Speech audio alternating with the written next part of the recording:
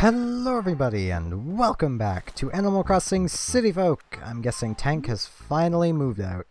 Yep. Okay, we're gonna need to make room for that letter. I actually didn't get a chance to check the morning turnip price, so if the prices are bad right now, it's entirely my fault we lose money this week.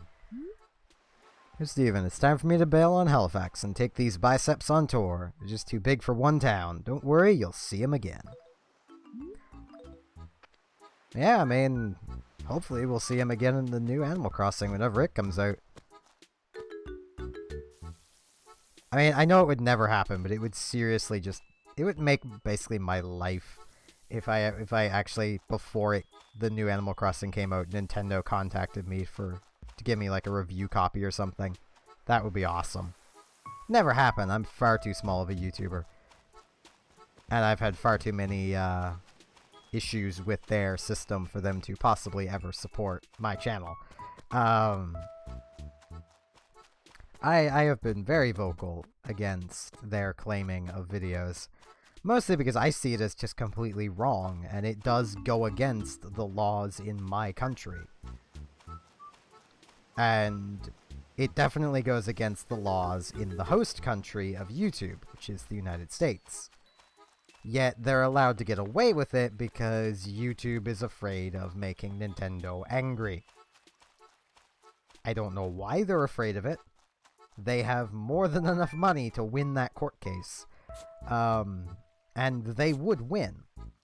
Because Nintendo would have to prove that under US law... commentary videos, parody videos, things just in general that use their stuff for anything that falls under fair use isn't fair use under American law, not Japanese law. Under Japanese law, yeah, it does not fit at all. It is not protected content there at all because they just don't really have fair use. I mean, they do, but they don't. You'll see reviews, but you won't see like a general let's play sort of deal, because that's not allowed. And most companies, even still in Japan, don't care. They see let's plays as what they are. Free marketing. Literally, if my playing of Animal Crossing here... I should put this candy in the letter. Like, if my playing of Animal Crossing here got a single person to buy their game that wouldn't have before, I've made that company money. More money than they would get off of claiming my videos, that's for sure. Especially if whoever that was that, say, like... Let's use the example of, say, someone watches my series and then buys the new Animal Crossing and a Switch when that game comes out. That would have just effectively made Nintendo about $300. Especially if this person also gets the Nintendo Wi-Fi, which I would actually highly suggest if you own a Switch to get that. It's a really good deal, honestly. If for no other reason than to get basically the free NES Classic. Because that's effectively what the free NES games with the Nintendo Online service is. Only there's actually a few extra games involved with that. So it's like a Nintendo... It's like a NES Classic Plus. Like... But, a lot of companies realize the potential money to be made from leaving Let's Players alone. Nintendo doesn't. Nintendo is kind of set in their ways, and it's frustrating. Though the thing that... I know I've brought it up before, but the thing that will always annoy me the most is the fact that a charity stream I did for a local charity a few years ago at this point currently has...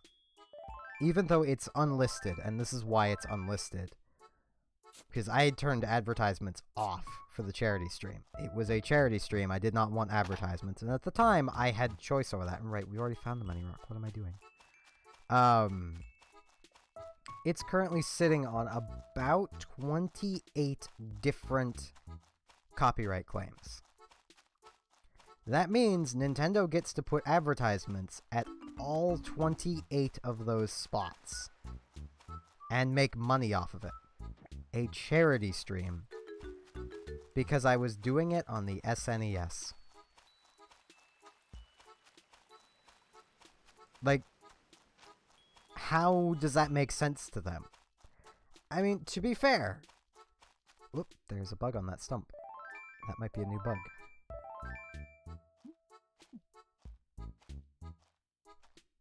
There we go. Violin Beetle. Pretty sure we already have one of those. Bummer. But kind of to be fair to Nintendo, a lot of the games that I was playing, they couldn't feasibly sell in the modern day. Well, they could. And I think that's what annoys them the most. They know they could sell these games. There is a demand for them, they're just refusing to sell them.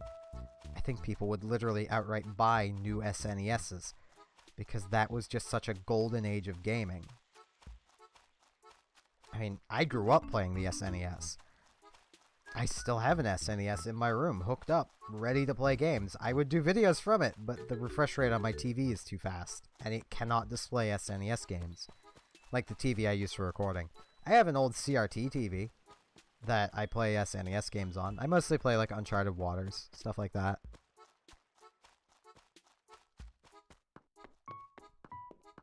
But, like, I think that's what annoys Nintendo the most, and why they're so... like, aggressive with their copyright claims, is they know there's a market. But, and it could honestly be a case of Nintendo has to appease investors, and these investors do not want them doing things like just full of re-releasing SNES games. I mean, that is a real possibility. Because every company has to give in to their investors, whether they want to or not. It's probably why they've tried experiments like the NES Classic and the SNES Classic. They're probably trying to prove to these investors that there is a market here. Because most investors are people who have no clue what gaming even is. They just realize they can make money from investing money into it.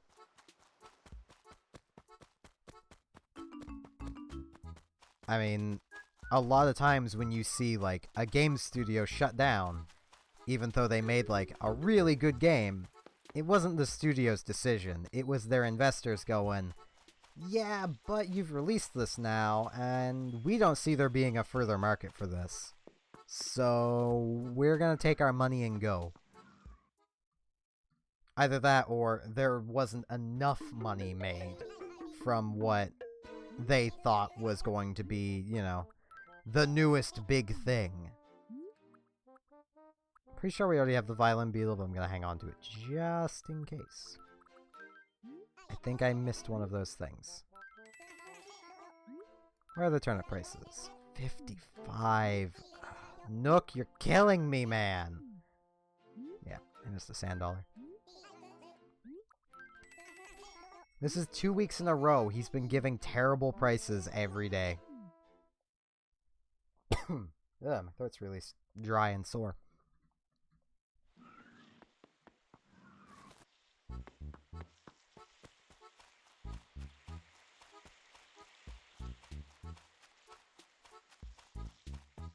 Well, we may as well see if we have the Violin Beetle. I really don't want to go on like another 20-minute rant about the games industry. As much as I kind of want to talk about something involved with the games industry.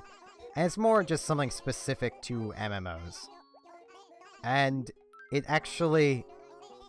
it got my attention via, funnily enough, a RuneScape video. Yeah, okay, we already have a Violin Beetle. And that's basically the idea of, like, what happens to MMOs if botters go away overnight and are unable to come back? Well, the simple answer to that, and I can summarize their 9-minute video in this simple answer, the economy rights itself. Things that should be valuable become valuable. Simple as that. Like, in RuneScape's case, free-to-play logs become valuable again. Because there aren't just bots making, well, generating, you know, close to 300-ish thousand logs a day easily. Because there's just not that many people using up the logs. They have no value. Because there's so many of them. Meanwhile, you get, you know, if the bots went away, the money would come back. I'm gonna keep cleaning up the beach. That's just simple economics. But I was going to post a comment on this video, but it was like 7 months old, so I didn't even really bother, because the comment likely wouldn't be seen, and if it was, people would... Oop, that's a scallop. I want to leave that here. Because I don't have any storage for it, so I'm just gonna...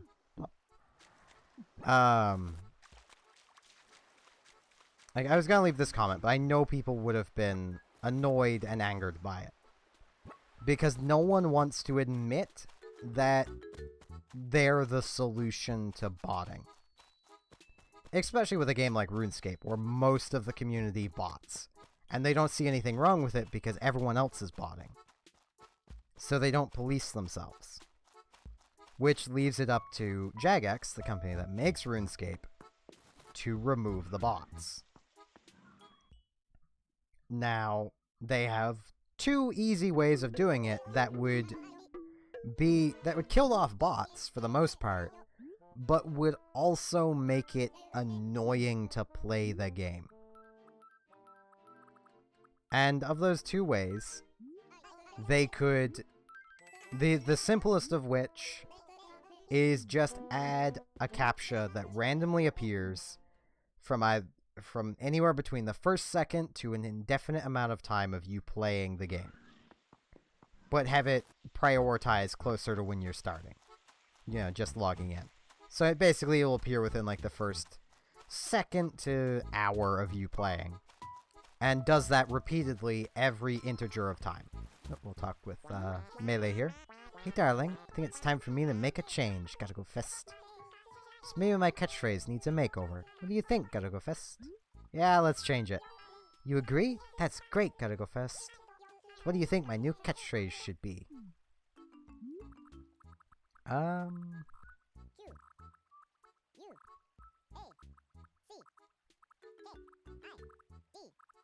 That's probably no, that's definitely spelled wrong. I was going for quackity, but I don't know how to spell it. Watch that have been right.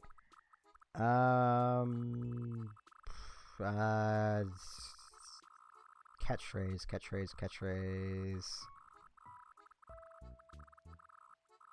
I don't know her personality. Well, she has Roscow's newer phrase. So she clearly liked his phrases, so we'll give her Maria. You think that sounds... Yeah, it's great.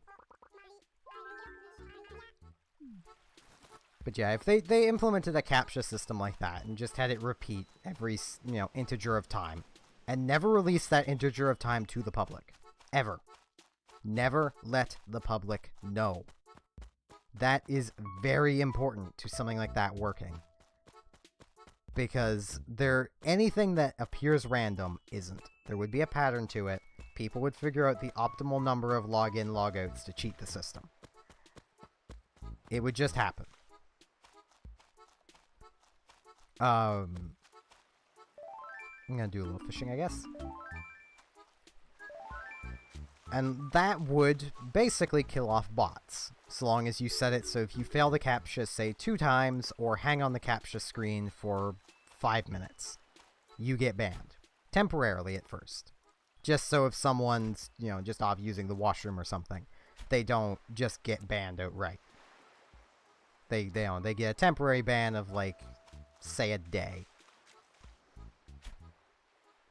To then, if they fail it again, like just any more times in a row, or even just again in general, I'd say, they get like say a week-long ban, a week to a month-long ban, and then lose the ability to have membership on that account.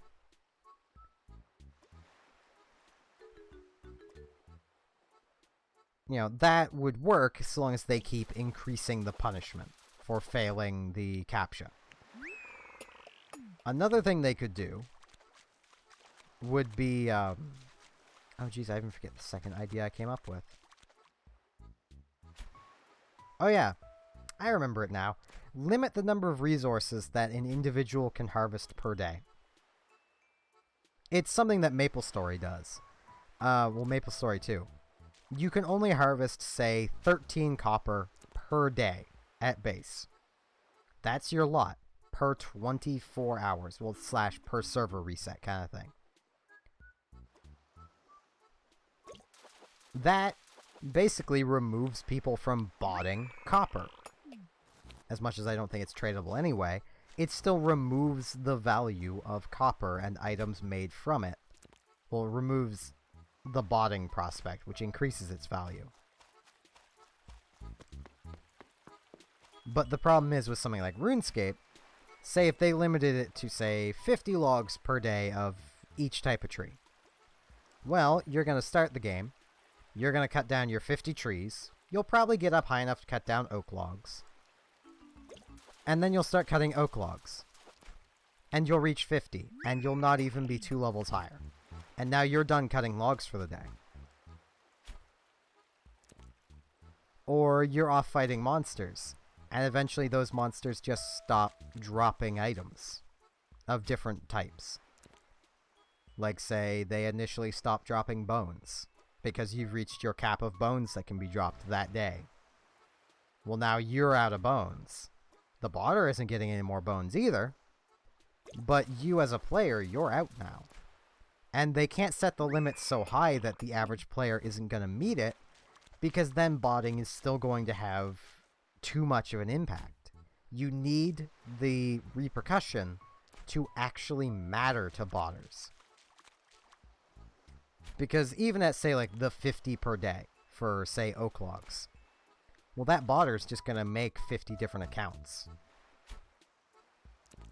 They're just going to increase the number of accounts they have, because they still want to make as much money as they were before, passively, without having to do anything.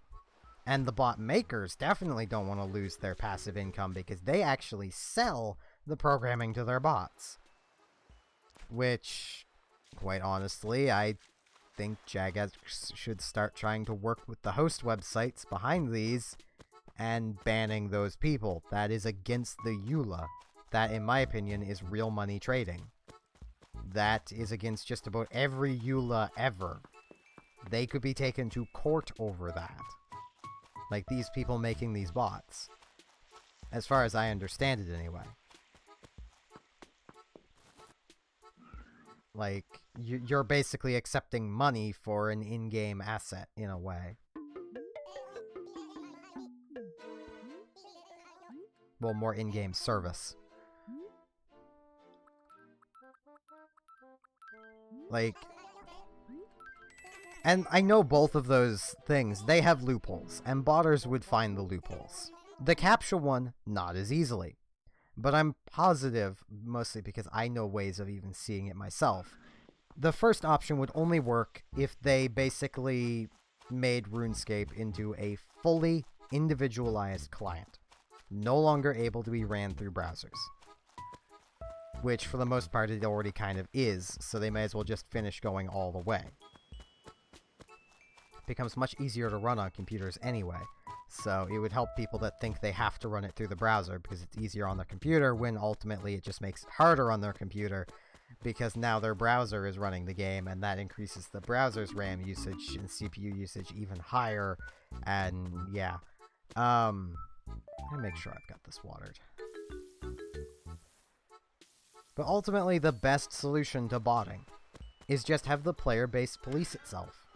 The player base needs to step up and police itself. But no one's going to do it, because if they report their friend for botting, well, their friend's just going to report them for botting, because they're doing it too.